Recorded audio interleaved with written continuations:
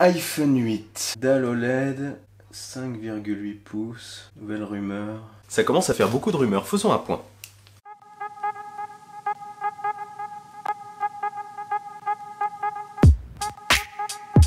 Avant même la sortie de l'iPhone 7 et de l'iPhone 7 Plus en septembre, on nous parlait déjà de l'iPhone 8, le nouvel iPhone, le fameux iPhone des 10 ans de l'iPhone. L'iPhone censé révolutionner leur révolution. Le web brasse énormément de rumeurs autour de l'iPhone 8, et il y en a tellement que je pense qu'il faut faire un petit point.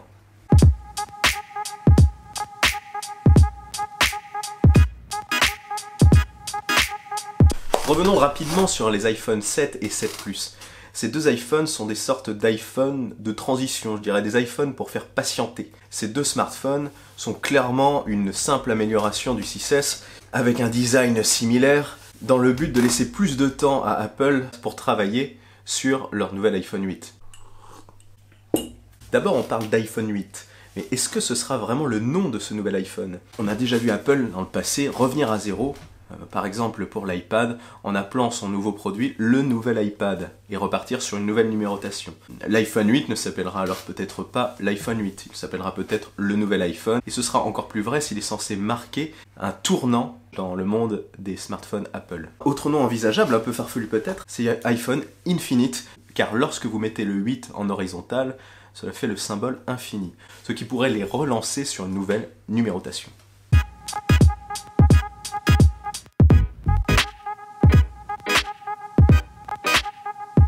Tout d'abord, le design.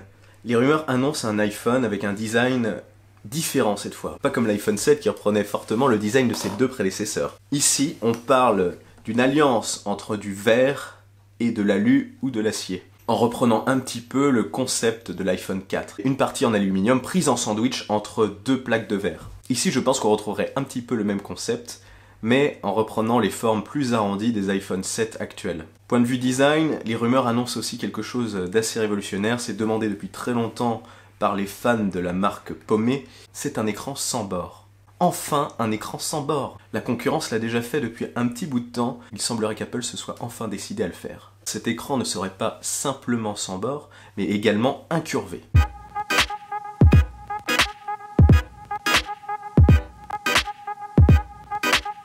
Concernant la technologie maintenant qu'embarquerait cet iPhone. Ce nouvel iPhone serait doté d'un écran OLED. Là où les rumeurs se perdent un petit peu, c'est au niveau de la taille de cet écran. Certaines parlent d'un écran de 5 pouces, d'autres d'un écran de 5,8 pouces. Beaucoup de rumeurs disent qu'il n'y aurait qu'un iPhone 8 présenté. Donc ça se bat entre le 5 pouces et le 5,8 pouces. Personnellement, j'y crois pas spécialement, sachant que ces deux tailles d'écran tiendraient dans les tailles respectives du 4,7 pouces actuel, l'iPhone 7, et du 5,5 pouces actuel, l'iPhone 7 Plus, je pense que ces deux tailles dont parlent les rumeurs sont tout simplement les tailles de l'iPhone 8 et de l'iPhone 8 Plus. Un iPhone 8 de 5 pouces et un iPhone 8 Plus de 5,8 pouces. Au passage, revenons sur ces rumeurs qui parlent d'un nouvel iPhone ou iPhone 8, comme vous voulez, présent en un seul modèle. Aux côtés de deux iPhones, les iPhone 7S et 7S Plus. Quel serait l'intérêt d'Apple de sortir un iPhone 8 ou nouvel iPhone et deux autres iPhone 7S et 7S Plus? Ok, je vois à quoi ils pensent. Un iPhone super cher et deux iPhones un peu moins chers, mais toujours très chers, on connaît Apple. Mais ces deux iPhone 7S et 7S Plus cannibaliseraient totalement les ventes de ce nouvel iPhone. Et je pense qu'Apple a plutôt intérêt à mettre ce nouvel iPhone comme seul iPhone sur le devant de la scène. Donc l'histoire des deux variantes à 5 pouces et 5,8 pouces pour le modèle normal et le modèle Plus semble pour moi plus probable. Autre nouveauté technologique, beaucoup de rumeurs, et celle-là j'y crois, font état de la perte du bouton Home. Le bouton Home, pour ceux qui ne le savent pas, c'est ça. Donc ce bouton qui renferme le capteur d'empreinte appelé le Touch ID, disparaîtrait et serait directement intégré dans l'écran de ce nouvel iPhone. Donc cette technologie permettrait de détecter vos empreintes dans l'écran et simulerait le clic du bouton Home dans l'écran également. C'est fortement crédible, sachant qu'on a déjà commencé à voir ça sur l'iPhone 7 et l'iPhone 7 Plus qui ont perdu leur bouton physique au profit d'un bouton avec une sorte de retour haptique. Les rumeurs parlent également d'un iPhone beaucoup plus waterproof, cette fois-ci en IP68. Pour ce qui est du logiciel, bon là c'est même pas les rumeurs, mais sans surprise ce sera forcément un iOS 11. Au niveau de la technologie, encore certaines rumeurs font état d'un nouveau capteur photo. Le double capteur de l'iPhone 7 Plus serait présent sur les différents modèles, s'il y a des différents modèles. Pour rappel, ce double capteur comprend un objectif grand angle et un téléobjectif. Ils sont positionnés de manière horizontale sur le smartphone, enfin horizontale quand vous le tenez comme ça, verticale quand vous le tenez comme ça. Incroyable! Et selon les dernières rumeurs, ce capteur serait positionné de manière verticale lorsqu'on tient l'iPhone comme ça. Ce qui permettrait peut-être d'avoir une meilleure appréciation lorsqu'on le tient comme un appareil photo classique. Ce nouveau capteur du nouvel iPhone, selon certaines rumeurs, permettrait de filmer en 3D. J'ai quand même un doute parce que filmer en 3D, je vois pas trop l'intérêt aujourd'hui. Qu'est-ce que vous allez faire, à moins qu'ils aient trouvé une technologie de visionnage de 3D sans lunettes? Ça me paraît très peu utile. Par contre, je pense que Apple va miser gros sur la réalité augmentée et a dû déjà développer pas mal de choses. Tim Cook, le directeur d'Apple, a d'ailleurs récemment parlé de ça, en disant que pour lui, la réalité virtuelle avait un intérêt limité, alors que la réalité augmentée présente pour lui l'avenir à suivre. Pour rappel, la réalité virtuelle, c'est tout ce que vous voyez en ce moment, les casques de réalité virtuelle qui vous permettent d'être dans un monde complètement virtuel à travers un écran. Alors que la réalité augmentée, c'est une sorte de voile numérique que vous mettez sur la réalité qui vous entoure pour l'améliorer, tout simplement. La réalité augmentée, pour vous donner un petit exemple, c'est Pokémon Go. La réalité virtuelle, elle, est plus faite pour les jeux vidéo ou pour regarder des films ou pour être en totale immersion dans un environnement auquel vous n'avez pas accès. Donc quel rapport entre la réalité augmentée et ce double capteur? Eh bien je pense que ce double capteur permettrait d'avoir une image fixe avec l'objectif grand angle et de calculer une distance avec le téléobjectif pour placer justement de la réalité augmentée de manière très précise. Ainsi, avec la mise à jour d'iOS 11, on pourrait voir arriver la réalité augmentée directement sur l'iPhone 7 Plus, qui est muni de ce double capteur. Donc Apple imaginerait la réalité augmentée non pas dans des lunettes comme l'a fait Google, mais à travers l'écran d'un smartphone que tout le monde possède dans sa poche. Concernant la technologie, l'une des grosses nouveautés de ce nouvel iPhone, selon les premières rumeurs, serait la recharge sans fil.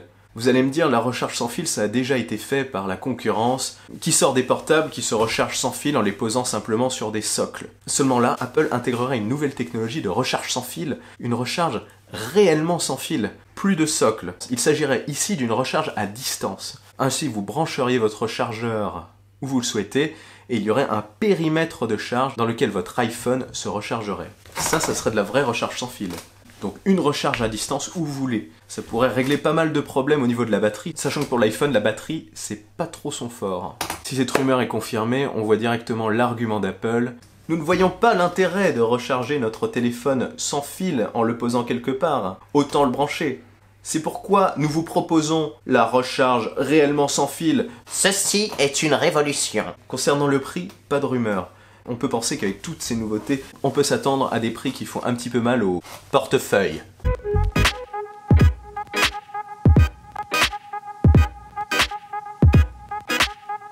Donc conclusion, si on brasse un petit peu toutes ces rumeurs, il est très probable qu'on aura un iPhone de rupture proposant énormément de nouveautés par rapport à l'iPhone 7 qui était volontairement pauvre en nouveautés pour marquer, je pense, la différence. Ce nouvel iPhone donc sera certainement un iPhone qui se recharge sans fil à distance sans support. Il sera extrêmement fin avec un design mi-verre, mi-aluminium, un petit peu à la manière de l'iPhone 4. Un écran sans bord, 5 pouces pour le petit modèle et 5,8 pouces pour le modèle Plus. Il ne s'appellera pas forcément iPhone 8. L'écran sera incurvé ou pas. Le bouton Home disparaîtra et sera directement intégré dans l'écran. Il sera beaucoup plus résistant à l'eau. iOS 11 sera de la partie. Le capteur photo sera amélioré. Ce double capteur sera certainement présent sur les deux modèles s'il y a deux modèles. Il ne sera plus horizontal mais vertical. Et la réalité augmentée sera certainement de la partie. Et il sera très cher. Très, très cher.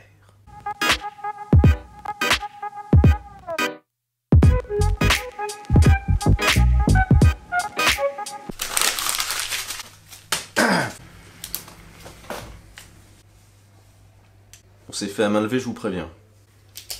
Donc il y a de fortes chances que ça ressemble un petit peu à ça. Donc pour l'avant, une sorte de dalle intégrale sans bouton Home. et pour le dos, une sorte de dalle en verre. Remarquez d'ailleurs ce petit logo Apple que j'ai dessiné et qui est quand même super bien fait. Et le double capteur photo que vous voyez là, qui sera mis de manière verticale. Pour ce qui est du design de coupe, attention, dessin d'artiste. On retrouvera quelque chose d'arrondi à la manière de l'iPhone 7, du verre en haut, du verre en bas, de l'aluminium, tel un petit sandwich. C'est magnifique tout ça. Je pense que je vais l'exposer.